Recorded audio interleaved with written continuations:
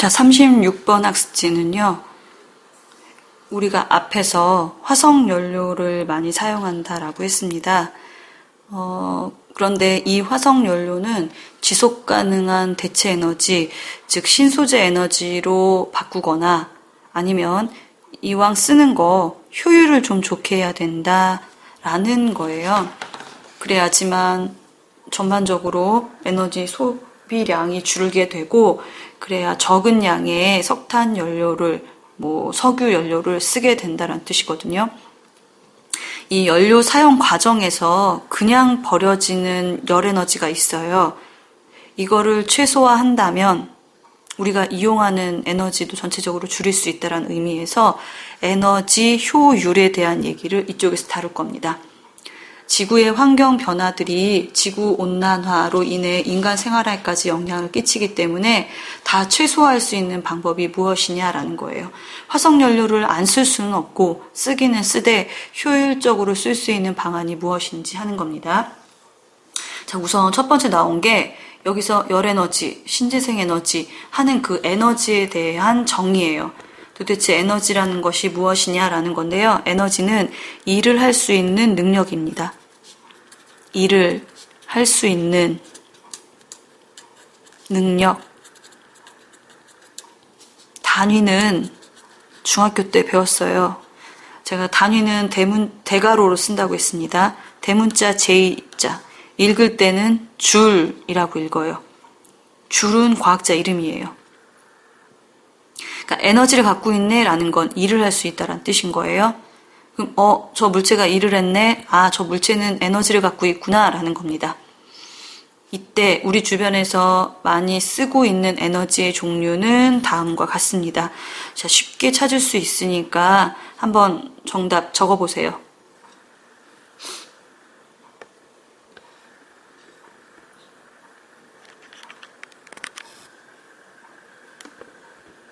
자, 첫 번째, 빛의 형태로 전달되는 에너지, 그건 빛에너지예요. 우리 태양광 전지라고 하는 게 태양열이 아니라 태양빛을 이용해서 그 빛에너지에 해당되는 광자라는 입자가 전기 신호로 바뀌는 거를 그 태양전지판이라고 부르게 되는 겁니다. 두 번째, 높은 곳에 있는 물체가 가지고 있는 에너지. 물체 위에 있던 애는 손 놓으면 밑으로 알아서 떨어져요. 이게 중력에 의한 위치 에너지라고 중학교 때 배웠는데요. 용어가 바뀌었습니다. 원래는 그 외국에서 포텐셜 에너지라고 부르거든요. 근데 그 영어가 포텐셜 이렇게 되는 건데 이거를 우리나라 말로는 지금 포텐셜 에너지라고 합니다. 쉽게 얘기하면 뭐냐면 위치 에너지예요. 제가 에너지는 줄여서 E로 쓸게요. 대문자 E. 그 다음 운동하는 물체가 가지고 있는 에너지.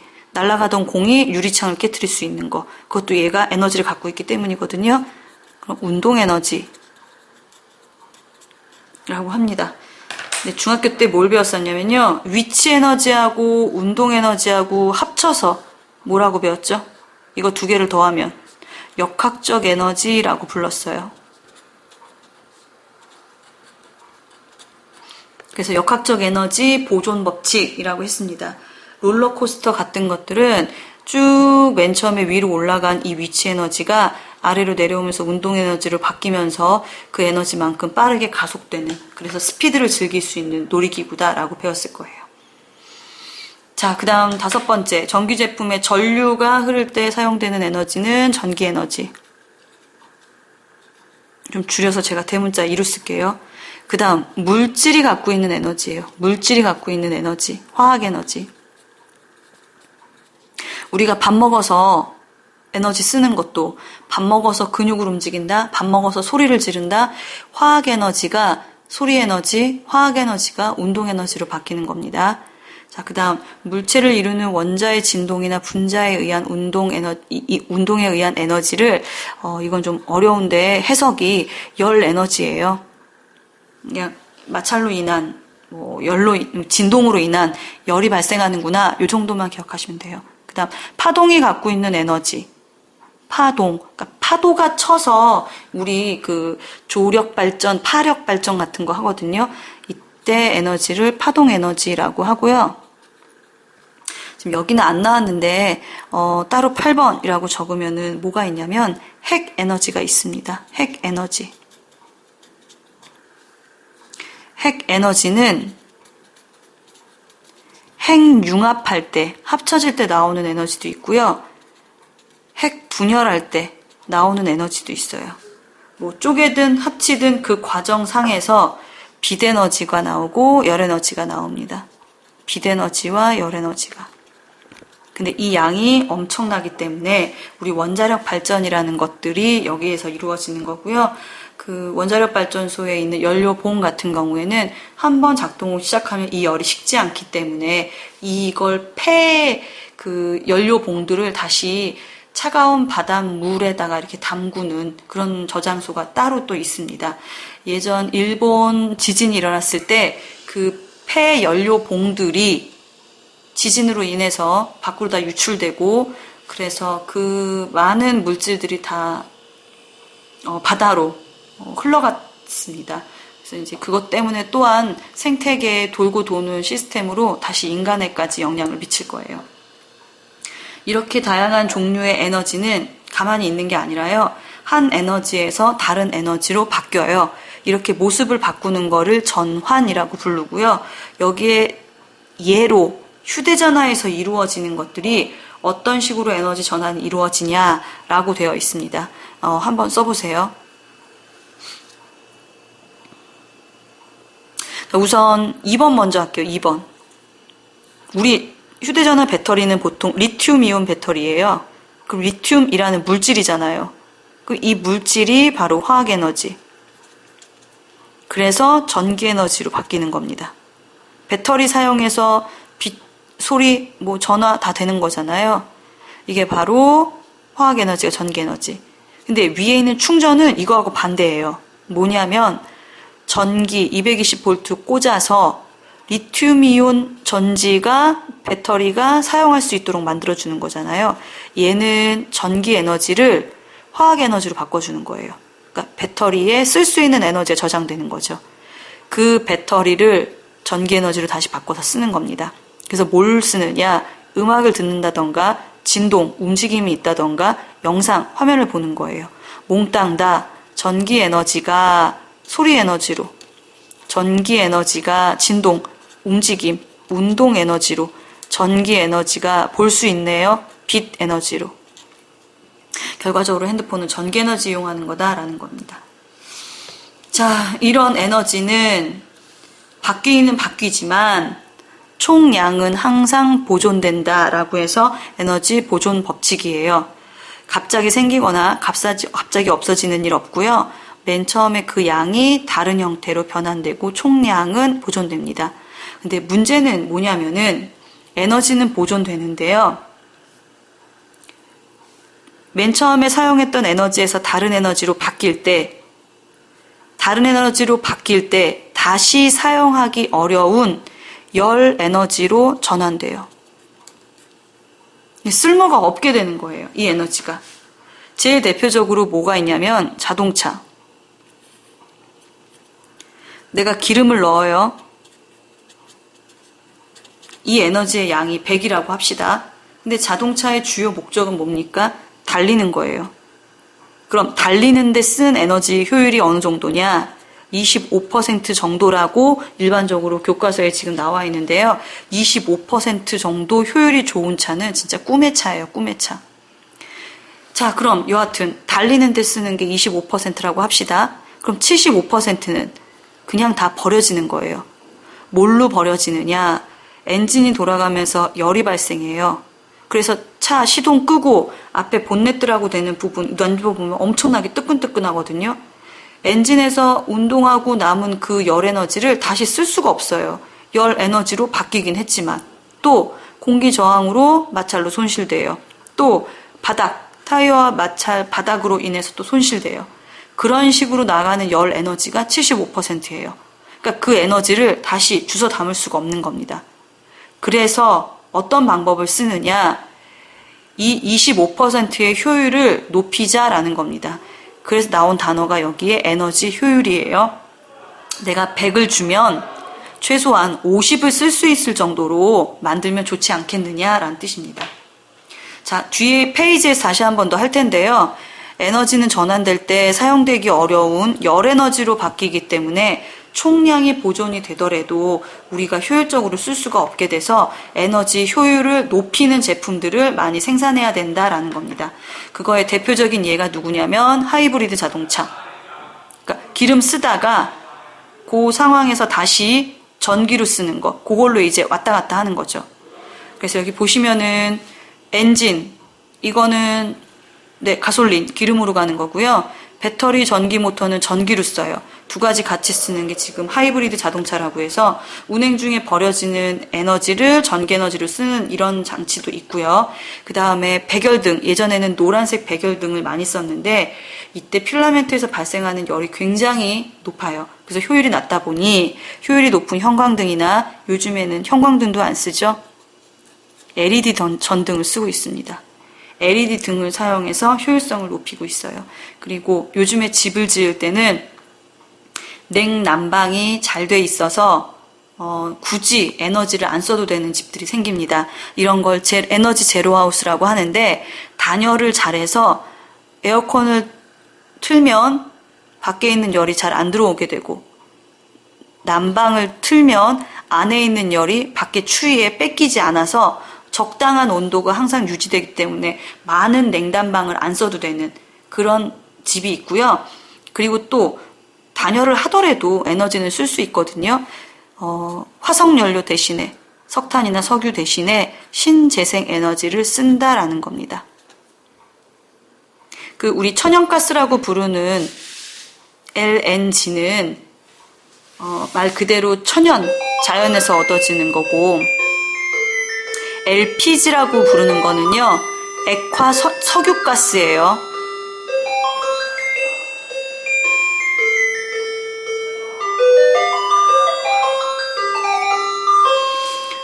석유 갖고 온 기름을 증류탑에 가열시켰을 때 맨 처음에 얻어지는 게 LPG예요. 그래서 가스 쓰면 될 거 아니에요. 가스도 화석연료에 해당되는 걸로 알고 계시면 되고요. 신재생 에너지라는 건 아니면 바람, 아니면 지열 이런 걸로 많이 이용하라는 겁니다. 그리고 에너지를 많이 절약을 해야 되는데 에너지 절약을 위해서 에너지 등급이라고 알 거예요. 소비 효율 등급. 1등급인 제품들을 많이 사용하도록 하는 거고요. 지금 우리 집에 TV를 안 보지만 TV가 전기에 꽂혀 있어요. 이때 나가는 에너지를 대기전력이라고 하는데 이 대기전력을 줄인 제품을 쓰던가 아니면 대기전력을 차단해주는 시스템을 해야 된다라는 뜻입니다. 이렇게 에너지 효율을 개선하면 어떤 좋은 점이 있느냐? 환경오염을 줄일 수 있습니다. 아까 얘기한 대로 화석연료를 더 쓰게 되니까. 그리고 에너지 비용을 조금 쓰게 되니까 경제적으로 도움이 되고요.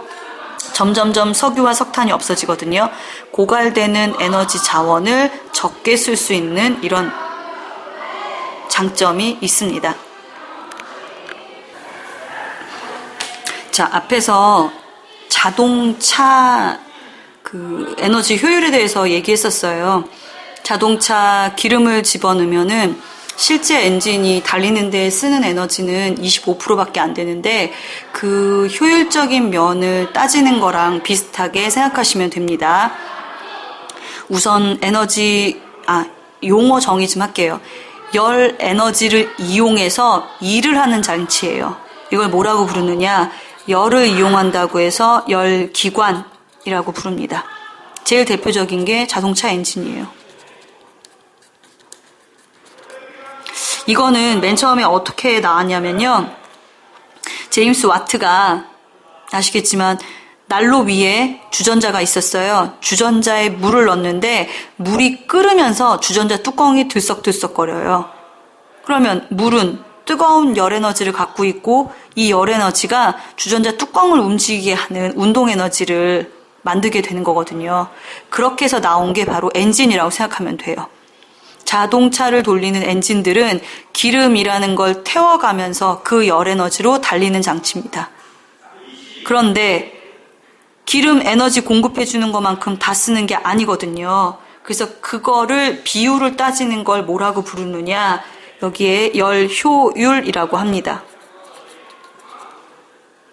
즉, 공급해 준 뜨거운 에너지가 일부 일로 쓰이고 나머지는 필요 없는 손실되는 열 에너지로 쓰이더라 라는 뜻이에요. 아까 예를 들었던 게 자동차에 공급되는 기름 에너지가 100이면 실제 자동차를 달리는 데 쓰는 거는 25 정도, 나머진 75는 손실되더라 라는 뜻입니다. 타이어하고 도로 교통, 마찰로 인해 손실되거나 엔진 열로 인해 손실되거나 공기 저항으로 인해서 손실되는 거예요.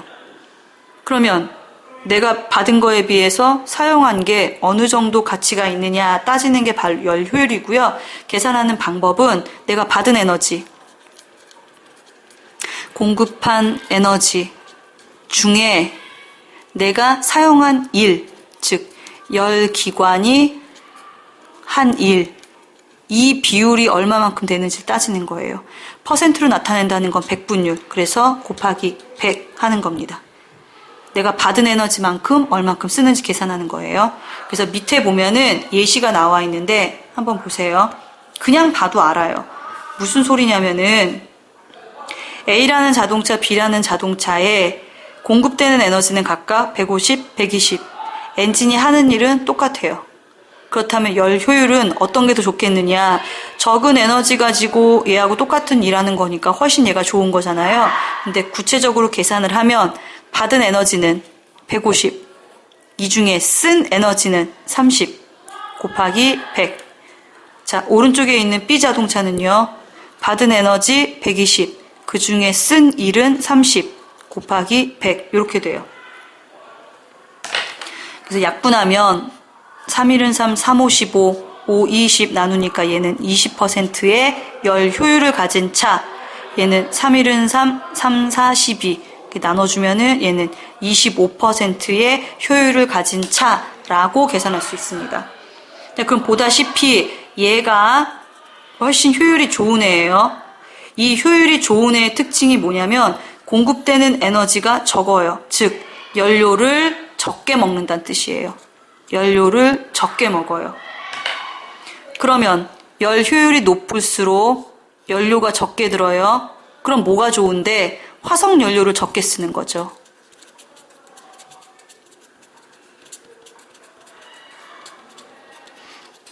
화석 연료를 적게 쓰면 무슨 일이 벌어져요? 이산화탄소 사용량이 줄어들 수 있는 거죠. 이산화탄소 사용량이 줄어들면은 지구 온난화를 예방할 수가 있다라는 뜻입니다. 그래서 열 효율이 좋은 엔진을 만드는 것도 중요한 거고요. 그리고 가급적이면 이산화탄소가 발생하는 대신 발생하지 않는 자동차를 쓰는 게 더 좋다라고 얘기할 수 있습니다.